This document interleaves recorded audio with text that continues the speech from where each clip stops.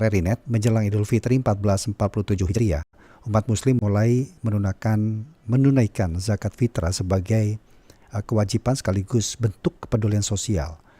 Tetapi di tengah dinamika harga bahan pokok dan perbedaan ketentuan di berbagai daerah, dan publik masih tidak sedikit yang mempertanyakan besarannya, cara pembayarannya hingga distribusinya.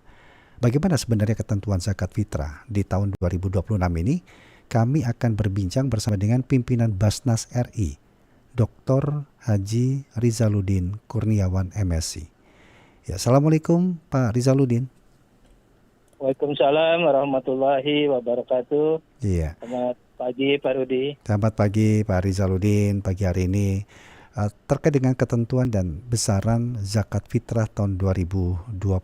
Di awal mungkin bisa dijelaskan dulu untuk kita semua.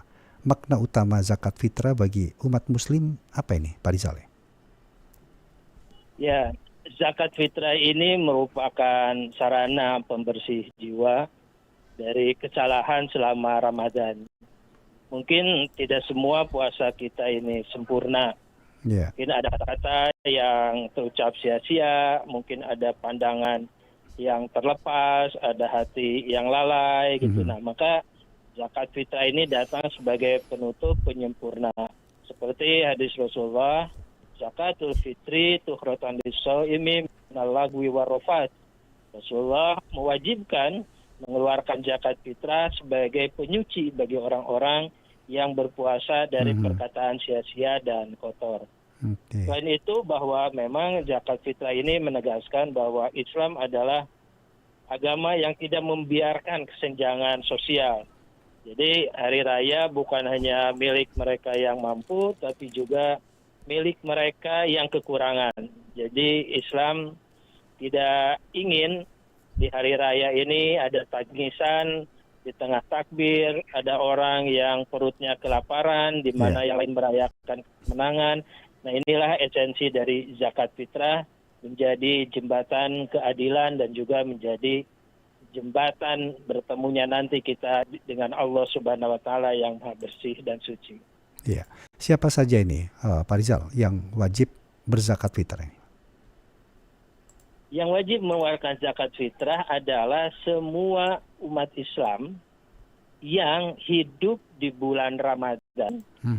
Apakah itu lahir di hari Ramadan, seorang bayi yang baru lahir di Ramadan juga wajib mengeluarkan zakat fitrah dengan syarat keluarganya, dirinya punya cadangan makan minimal untuk 1 hari. Gitu. Jadi kalau masih punya cadangan makan, wajib bisa makan, dan satu itu wajib mengeluarkan zakat fitri untuk semua individu, keluarga. Ya. Baik. Kapan batas waktu pembayarannya nih? Ya, batas waktu pembayarannya ini sebelum kita sholat Idul Fitri dan dimulai sejak hari pertama Ramadan. Artinya masih ada kesempatan untuk hari ini sampai dengan malam nanti Pak, tidak ini Pak Rizal ya? Ya, betul. Masih ada kesempatan, maka jangan lupa untuk mengeluarkan zakat fitrah individu kita dan seisi keluarga kita. Begitu ya. Dan besaran zakat fitrah tahun 2026 kalau melihat dari ketentuan syariat seperti apa atau berapa ini Pak Rizal? Ya, untuk penentuan besaran zakat fitrah ini memang berbeda-beda ya. Jadi disesuaikan dengan konsumsi kita sehari-hari. Tetapi kalau merujuk pada keputusan Basnas, Badan Amil Zakat Nasional yang punya legitimasi untuk pengelolaan zakat, memutuskan zakat fitrah ini 50.000 per jiwa. Kalau mau dibayarkan pakai uang. Nah, nanti oleh Basnas itu akan diberikan beras. Nah, kenapa 50.000? Karena Basnas akan memberikan nanti beras premium yang akan diserahkan pada mustahik penerima zakat ini. Jadi ini khusus di Jabodetabek. Gitu ya. Nah, mungkin di daerah lain ada harga beras yang lebih murah, tapi untuk khusus Jabodetabek, keputusan Basnasnya ada 50.000 per jiwa. Dan ini ada dituangkan dalam SK Ketua Basnas nomor 14 Ya. tahun 2026 tentang besaran zakat Ya. fitrah ini. Itulah sebab nominal zakat fitrah di tiap daerah berbeda ya Pak ya. Mungkin saja harga berasnya tadi berubah. Dan penentuan nilai Rp50.000 itu diambil dari beras premium tadi nih. Begitu Pak Rizal ya? Beras premium seberat 2,5 2,5. kilogram. Iya.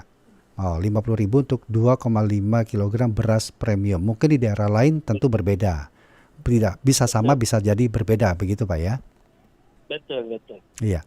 Dan kalau dalam misalnya nih Pak, kondisi harga beras naik, apakah zakat juga ikut menyesuaikan? Ya, terkait dengan zakat fitrah karena merujuk pada konsumsi, memang kan ada gradasi harga ya dari Iya. besar ke tinggi. Nah, itu bisa menyesuaikan masing-masing dan tidak ada salahnya juga kalau kita mengambil pada Iya. posisi lebih tinggi. Ini kan sebenarnya minimum ya. Kalau kita bisa lebih besar dari itu juga tidak apa-apa, begitu. Oh gitu, ya baik. Terus bagaimana Pak mekanisme distribusinya ini? Nah, mekanisme zakat fitrah ini, Bajnas, Ya. setelah uang yang terkumpul itu diberikan beras. Nah, kebetulan Bajnas ini sudah kerjasama dengan Bulog, begitu ya, yang menyerap beras-beras dari petani, sehingga Bajnas berapapun yang terhimpun, kita akan pesan dari Bulog untuk didistribusikan nasional. Kita menitipkan distribusinya lewat Bajnas daerah. Ya. Dan alhamdulillah sekarang hitungan Bajnas sudah hampir 90%-an kita menyalurkan dana zakat fitrah ini berupa beras. Ya. Dan bagaimana muzaki atau pemberi zakat ini memastikan bahwa distribusinya itu betul-betul tepat sasaran, kemudian merata begitu Pak? Nah, Bajnas akan memberikan laporan kepada seluruh muzaki pembayar zakat fitrah kemana saja dana zakat fitrah ini dikirimkan, pemerataannya. Nah, nanti laporannya kalau melalui email, kalau muzaki mencantumkan emailnya, kita akan kirim lewat emailnya. Kalau mencantumkan nomor handphone, akan kirim lewat WA, begitu ya. Karena pembayarannya juga mudah, gitu ya. Jadi bisa lewat Bajnas Go ID. Di situ ada pilihan zakat. Pilihlah zakat fitrah, begitu ya. Jadi sekarang sudah lebih mudah, lebih bisa terbantukan dengan aplikasi yang ada nih Pak ya, dari basnas.go.id. Iya. Dan sebenarnya Pak, bagaimana Pak peran zakat dalam menjawab tantangan kesenjangan sosial yang ada Pak? Betul, nah itulah esensi zakat. Zakat itu adalah pola distribusi kekayaan.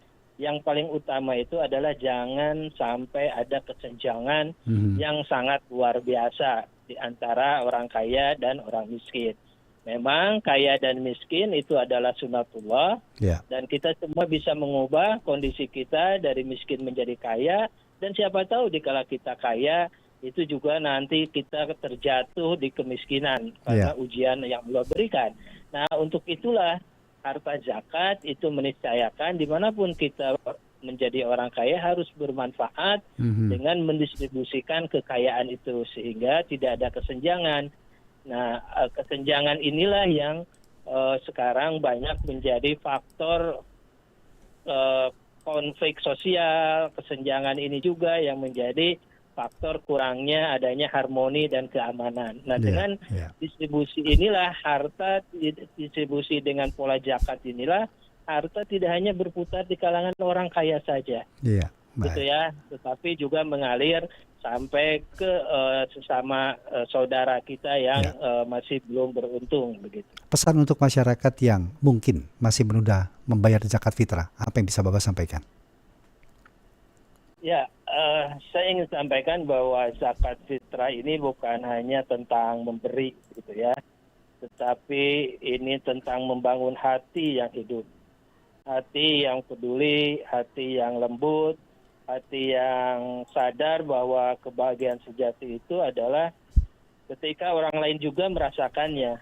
Dan zakat fitrah ini juga bagian dari kita belajar bahwa setiap pihak itu layak bahagia, bahwa tugas kita ini adalah mengusahakan membantu orang lain dengan apa? Apakah dengan hartanya, dengan doa kita, dengan tangan kita. Dan yang paling penting adalah bahwa zakat ini adalah bentuk upaya kita membersihkan diri, baik harta kita maupun diri kita. Jadi jangan tinggalkan zakat ini karena ini adalah rukun Islam. Ya, dan bukan sekedar kewajiban, tapi ini ada refleksi dari keadilan sosial dan upaya kita menanggulangi kesenjangan kemiskinan itu. Untuk mengedukasi generasi muda mengenai pentingnya zakat tadi yang Bapak sampaikan, bagaimana ini Pak strateginya? Ya, zakat ini bagi teman-teman muda sekalian sangat mudah sekali dijalankannya. Dan zakat ini juga manfaatnya, dampaknya sangat luar biasa untuk sesama kita. Dengan membuka website Bajnas, lalu cari Bajnas.go.id, bayar zakat fitrah, di situ nanti akan dapat notifikasi langsung bahwa dananya sudah masuk, juga dapat bukti store zakatnya, begitu, dan juga dapat informasi perencanaan penyalurannya. Jadi sangat mudah sekali.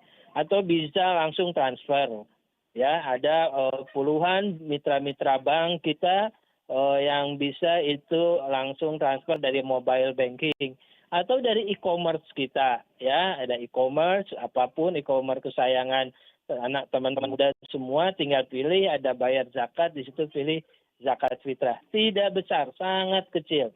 50.000 itu untuk 2,5 gram beras, tapi hakikatnya maknanya dari butiran-butiran beras itu sangat luar biasa. Dan ini adalah investasi kebaikan kita, bukan hanya kewajiban, tapi investasi kebaikan yang nanti akan kembali kepada diri kita berupa keberkahan-keberkahan yang Allah berikan. Ya, sebagai penutup, harapan Bapak terhadap pengelolaan zakat di Indonesia ke depan, atau bagaimana zakat ini bisa betul-betul sebagai mekanisme pengentasan kemiskinan dan juga keadilan di Indonesia. Silakan, Pak Rizal. Ya, harapan saya tentu para pembayar zakat, muzaki terus meningkat, kesadaran membayar zakatnya, lalu bisa membayar zakat lewat lembaga-lembaga resmi yang berizin dari Kementerian Agama, lalu para pengelola zakatnya tentu juga diharapkan profesional, amanah, tanggung jawab, dan distribusinya secara merata berkeadilan, dan para mustahiknya juga diharapkan bisa menerima harta zakat ini dengan sebaik-baiknya, dimanfaatkan sebaik-baiknya, dan saya berharap nanti para penerima manfaat, para mustahik ini kelak mereka juga menjadi muzaki pemberi zakat. Insyaallah. Ya. Pak Rizal, terima kasih banyak Pak sudah berbincang bersama kami Pro 3 RRI di kesempatan pagi hari ini. Sehat selalu Pak. Minal aidin wal faizin, mohon maaf lahir dan batin. Iya. Saya selalu mohon maaf lahir dan batin. Assalamualaikum warahmatullahi wabarakatuh. Waalaikumsalam warahmatullahi wabarakatuh. Pimpinan Basnas RI Dr. Haji Rizaluddin Kurniawan, MSI. Wawancara Pro 3.